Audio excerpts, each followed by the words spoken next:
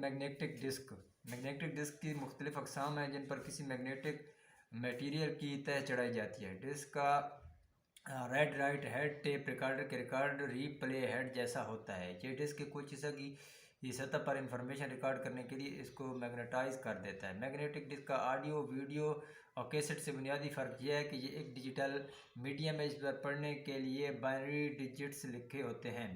Floppy disk magnetic طور پر حساس لچکدار پلاسٹک کی بنی ہوتی ہے جسے ایک سیفٹی کور میں محفوظ کیا جاتا ہے۔ کیسٹس اور ویڈیو کی طرح ڈسک پر میگنیٹک سائٹ کی تہ چڑھائی جاتی ہے۔ اکثر پرسنل کمپیوٹر میں کم از کم ایک ڈسک ڈرائیو ہوتی ہے۔ اس میں فلاپی ڈسک استعمال کرتے ہوئے لکھنے اور پڑھنے میں مدد مل سکتی ہے۔ فلاپی سستی، آسان اور قابل اعتماد سٹوریج ڈیوائسز ہیں، لیکن بڑے مقاصد کے لیے اس میں سٹور کرنے کی صلاحیت اور سپیڈ کم ہوتی ہے۔ اس کے علاوہ فلاپی ڈسک پر سٹور شدہ ڈیٹا کسی بیرونی میگنیٹک فیلڈ کی وجہ سے ضائع بھی ہو سکتا ہے۔ جہاں تک فلاپی ڈسک کا تعلق ہے، یہ صرف مختصر مدت کے لیے ڈیٹا سٹور کرنے کے لیے قابل اعتماد ہوتی ہے۔ ان کو زیادہ مدت تک استعمال نہیں کیا جا سکتا، بلکہ ڈیٹا کو زیادہ مدت تک محفوظ کرنے کی کوشش نہیں کرنی چاہیے، کیونکہ جیسے ہی میگنیٹک فیلڈ کمزور ہوتا ہے ڈیٹا بھی ضائع ہو جاتا ہے۔ Hard disk. کمپیوٹر صارفین کا ہارڈ ڈسک پر انحصار پرائمری ڈیوائس کے طور پر ہوتا ہے۔ ہارڈ ڈسک ایک سخت گیر اور میگنیٹک طور پر حساس ڈسک ہے جو کمپیوٹر کے ڈھانچے کے اندر یا کمپیوٹر کے ایک علیحدہ باکس میں مسلسل تیزی سے گھومتی ہے۔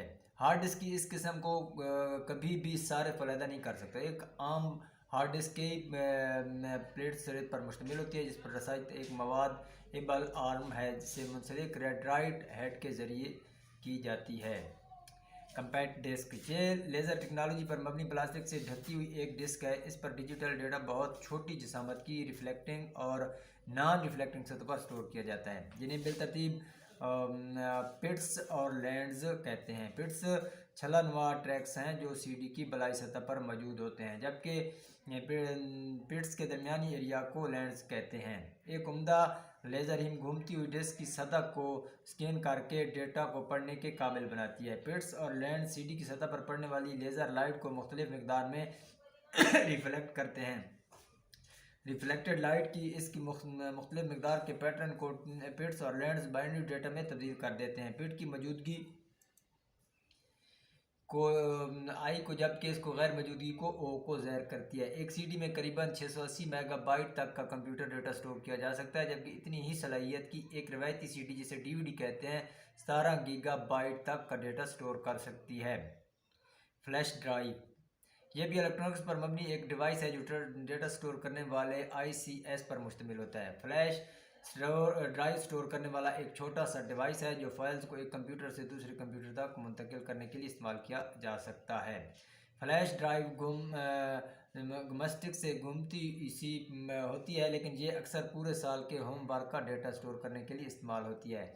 ہم فلیش ڈرائیو کو کے چھلے اگلے میں یا اپنی کتابوں والے بیگ کے ساتھ بھی باندھ سکتے ہیں۔ فلیش ڈرائیو کا استعمال بہت آسان ہے۔ ایک بار جب آپ پیپر یا کوئی دوسرا کام تیار کر لیتے ہیں تو آپ اپنی فلیش ڈرائیو کو آسانی کے ساتھ یو ایس بی پورٹ کے ساتھ لگا سکتے ہیں۔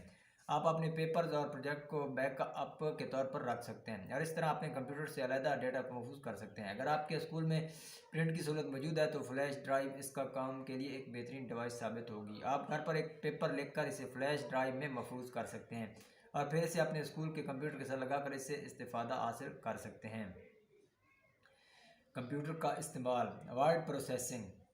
ورڈ پروسیسنگ کمپیوٹر کا ایک ایسا استعمال ہے جس کے ذریعے ہم خطوط یا مضمون لکھ سکتے ہیں، رپورٹس اور کتابیں تیار کر سکتے ہیں۔ ورڈ پروسیسر ایک کمپیوٹر پروگرام ہے جس کے ذریعے ہم کوئی ڈاکومنٹس بنا سکتے ہیں اور اس کو ٹائپ کرنے کے بعد اسکرین پر دیکھ سکتے ہیں۔ اس طرح ہم ڈاکومنٹ کی ریڈنگ یا اصلاح کر سکتے ہیں، اس میں نیا ٹیکسٹ آسانی سے شامل کر سکتے ہیں۔